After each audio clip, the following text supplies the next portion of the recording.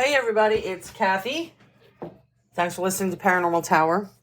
So the other day on our Facebook page, I have a bunch of different Facebook pages, and I probably should pull them all together because I originally had a Facebook page for the bookstore, which was Paranormal Books and Curiosities. Then I had a page for the Paranormal Museum because originally they were kind of separated, and now it's really one large, well, not large, but one business. But on my Instagram page and on my Facebook page the other day, I had posted a couple of pictures, and the pictures I had captioned with the question, does this place look haunted to you? And the first structure was actually my living room. For those of you guys who listen, you know that my house, I tongue-in-cheek refer to it as Library Hill, because it was originally the library of a large house, and it's on a hill. And I have, I've always been a kind of literary person. I have a degree in lit, which, while it's been very informative, hasn't been hugely helpful and financially helpful. But it's who I am. I love to read. I love stories. I love to write. I love all those things. And so the idea of living in an old library, it was just great to me. And when I started calling it that, it was like a pompous, funny thing to do. Like, look at what kind of a jackass I am. I name my house. But people do start calling it Library Hill. And we affectionately refer to it as that. And it's the same reason why we call the building that Paranormal is in Paranormal Tower. It's the smallest building on the block, right? But I love that. And I think it's funny. And I think that you should enjoy, life. So if someone thinks you're a douchebag for naming your house, who cares, right? Anyway, I had taken a picture in my living room. We just had a major renovation done in the house. And I'm not going to lie, I think my house is beautiful and I love it. And a lot of it is really, really traditional looking. And there's been activity in this place since I've lived there. So, and the house is probably about 130, 140 years old. Some parts of it are much newer, and some parts of it are very old. And there have been experiences that people have had where they've seen things and they've sensed things. I myself have seen things. Do I think the place is haunted? No, I don't think it's haunted. Do I think it's active? Yeah, I definitely think it has something where, maybe things come in visitation, or maybe they're, or like, I don't know, echoes from the past, we'll call them. But anyway, it has a very traditional kind of look, and my living room is really large, and it looks like an old drawing room. There's a big fireplace, and there's chandeliers, and there's a big wall of books, because it's, formerly a library. And then I juxtaposed that picture with the picture of the Paranormal Bookstore. So the Paranormal Bookstore, there's a whole wall of books. It's a lot darker. It's colored in purples and dark woods, whereas my house is brighter colors. Although, listen, I'm not a sunshiny girl, so you're never going to see that.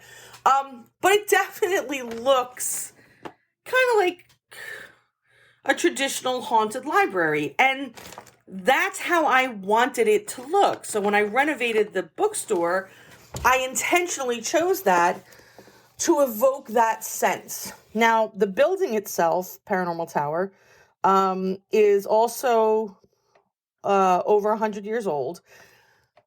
It has a unusual history in that it was always designed to be a retail space, but there were strange things that happened on the second and third floors. It has a reputation for having activity as well, but it also houses our our pretty significant collection of artifacts. And I asked the same question, and the question was, does this place look haunted to you? And I guess I was starting it because it was a question that I've been mulling around in my head, which is, how do the places that we have experiences inform the experiences that we have?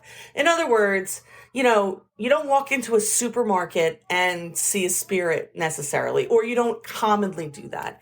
But you do walk into a hospital and hear about that. And when we pull up at a dark and abandoned facility, we have this openness or this ideation that the place is going to be haunted. Whereas when you pull up to a brand new spanking condo, you don't necessarily feel that way. And so as a person who researches the paranormal, do I take the stories of newer locations even more seriously than older ones because they don't necessarily have the sympathetic kind of setup that an old decrepit place does.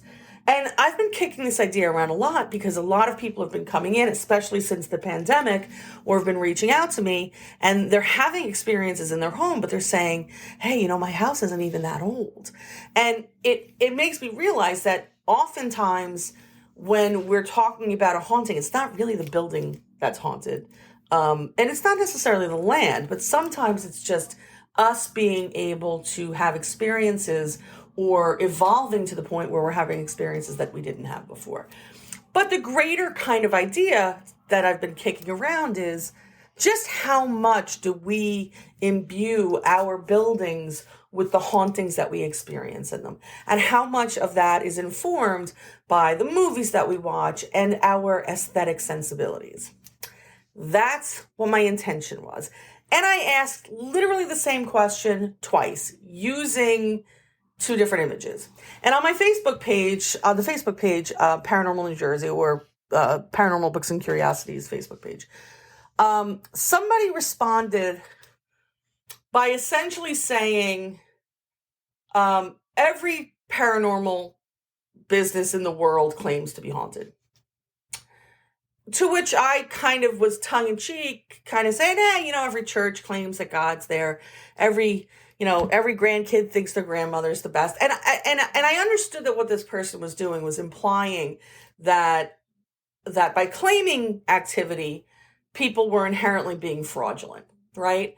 Now, it wasn't the intent of what I put up, but it was within the realm of what someone could conceivably think was the reason that I put it up there, but it wasn't why I put it up there. And I kind of wanted to just bypass what I thought was a contentious kind of jibe. This person's been on our page for a while. And people have the right to believe or disbelieve whatever they want to. They have the right to say that, I don't believe, he prefaced this by saying, I don't believe in ghosts. Okay. All right. And I don't even feel like, you don't believe in ghosts and why you're on this page. Because I don't think paranormal is necessarily just ghosts. And I don't think you have to believe in something to be open to the possibility of experiencing something around it. But what he revealed himself was that it wasn't that he doesn't believe in ghosts, it's that he won't believe. He won't be open to those experiences. So anyway, we kind of went back and forth, and he kept saying these veiled statements, which were essentially, I think at one point he said, hey, Burger King claims that their burgers are the best burgers. And I can't stand when people don't just say what they want to say. You go online, you go onto a website, you go onto a Facebook page or some social media page, and you're pretty much saying, hey, Kathy, you're a fraud, right? You're claiming that your place is haunted because you want people to come in and buy shit in your store, okay? And that's the only reason why you're claiming it's haunted. And it got me thinking just about how, first of all, civility is dead, number one. And number two, how easy it is to do that to people who believe in or are interested in the subject matter. The implication being that if you ever present anything, if you ever put forth anything about an experience or about what you believe to be true, people could just take pot shots at you. And I don't know that there's a whole lot of other things that people are just allowed to do that for. Because even though, yes, we step forward with religion, I don't think paranormal is the same thing as religion. I think that paranormal is a really, really broad subject, and it's not a faith. I mean, I don't believe every story that I hear. I don't believe in every single thing that falls under the paranormal umbrella. And it got me thinking about, not just the nature of paranormal, but how paranormal itself is really, really fluid. It moves, it moves from one thing to the other, and we kind of lose it as paranormalists. So as science, as we as paranormalists explore things and continue to put forward evidence and research and data, maybe not research, but data, as we share our experiences, we talk about our experiences, and science starts taking note of these experiences, it moves out of the realm of paranormal and into the realm of scientifically understood. And it's like we're not scientists, but we're pre-scientists. We're the people who are pointing out these things that are happening, and we may assign or ascribe a rationale to them that fits with us, but nobody else is pointing this shit out, right? And I very rarely argue with people on my Facebook page, but it really went up my ass that this guy thought it was okay to come onto my Facebook page and impugn my ethics. And so I just started thinking a lot about how, and actually Adam Berry had posted on his Twitter account something about how there was paranormal TikTok, and how when you go, you look at this place and it's all bullshit. I mean, people are in there and they're just posting intentionally fraudulent things. And it is true, they are doing that. But the real investigators, the real people who are really interested, they're not duped by that. And we are not diminished by that either. And Adam had kind of lamented the fact that, and I honestly, I encourage you guys to go follow him. He posts a lot of really interesting things. But he had lamented the fact that, it would kind of be the end of legitimate paranormal research. And I actually said to him, I don't think that's true. I think, and I said, I actually wrote that paranormal is the birth name of knowledge. And I really believe that. I believe that the people who are interested in the fringe subjects of this world, the people who are having these experiences, any one of these experiences, I'm not talking about just ghosts. I'm talking about people that walk in the woods and say, I don't recognize that animal, or I don't know what that, I don't know why I'm feeling disoriented in this space and not in this space. We're exploring the world before science is interested in what we're exploring. And maybe what we're exploring is so minute, it's not there yet, but we're the first stage of understanding, because we're the stage of questioning. And I realize that this is just a rant, but I've been really struggling this year. This year has been profoundly difficult for me. And I know that it's been difficult for a lot of people. But I have struggled to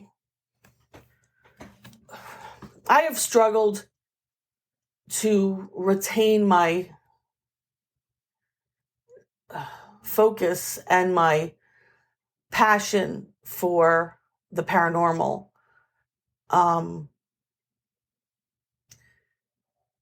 I have had a absolute crisis of faith. And I'm still struggling with that. But this man insulting me and insulting everyone who everyone who pursues the paranormal,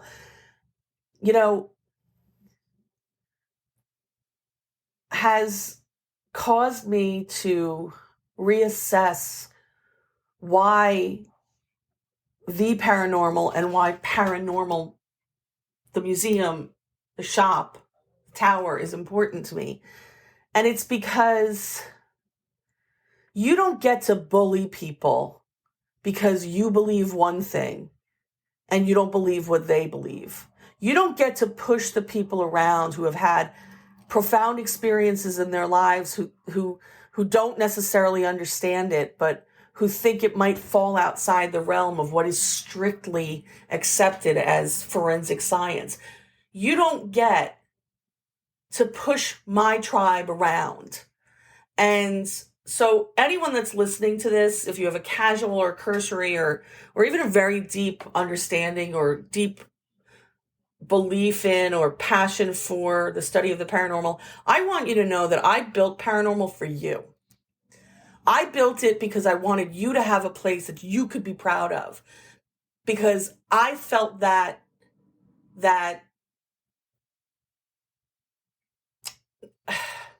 not shame, but that stigma for being an intelligent person who was willing to open up, the realm of possibility and the realm of experience. And it was fine for my friends who were musicians to find a spiritual connection with sound, or fine for the artists to express themselves that way. But when I said, or when other people said, I feel a spiritual connection to something else, or I feel that there's something else in this world other than just what we already know, maybe we were marginalized. I want you to know the paranormal is, I built it for me, but I built it for all of us. And I hope someday you have the chance to come and visit. And I hope someday that you have the chance to sit down and, I hope I get to meet you. But this is a rant, and I'm sorry because I also got a little bit emotional there. But I'm also asking you guys to start talking to me on the Facebook page and on social media. I want to know what you want to hear about. Every podcast gets, 400 or 500 listens, and I appreciate that, and it's great. And, people reach out to me sometimes, but I don't get a lot of dialogue with you guys. And I really would like to. I'd like to know what you're interested in. And honestly, I'd like to start talking about that so that the people that come on our page and decide that they're going to, or not decide, or think that they're going to push us around, understand that Paranormal Tower is powerful. And you guys are all part of that. Anyway, I hope you're having a great day. If you're in Asbury Park or around Asbury Park, stop in and visit. We're open all weekend. I got a ton of artifacts I got to get out and get on the floor. And if you have a chance to book a tour, please do so. But wherever you are in the world, I hope you're having a phenomenal fall. I hope you're getting ready and geared up for Halloween. I hope your family is safe, and I hope that the next year is the best one yet, but also I want to hear from you. So please go onto our Facebook page, Paranormal Tower. Please hit us up on Instagram at either at The Paranormal Museum or Paranormal Tower. I'm not really on Twitter that much, but I am at Paranormal NJ. I look forward to hearing from you guys. All right. Thanks a lot. Thanks for listening. Peace.